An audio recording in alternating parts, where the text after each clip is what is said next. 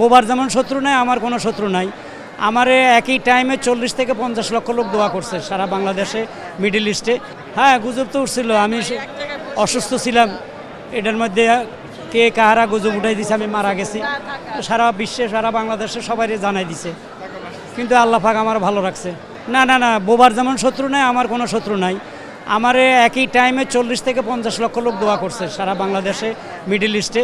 এমনকি অনেক মাজার মসজিদে আমার জন্য দোয়া পড়াইছে, অনেকে তাজ্জুদের নামাজ পড়ে আমার জন্য দোয়া করছে, আমার অসংখ্য ভক্ত আমার জন্য দোয়া করছে। এই জন্য আল্লাহ পাক হয়তো আমার এইবার বাঁচায় রাখছে।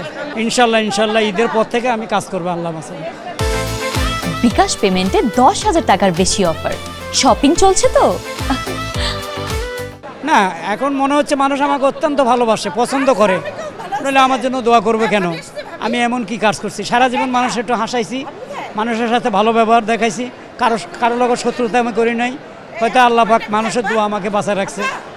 সবাইরে দেখে আজকে ভালো লাগতেছে, এই জন্য আমি আমার জিসাসের নেতা আমার দাওয়াত দিছিল, এই জন্য আসা নয় যে আমি আসতামই না। হ্যাঁ হ্যাঁ, ইনশাল্লাহ ভালো লাগে।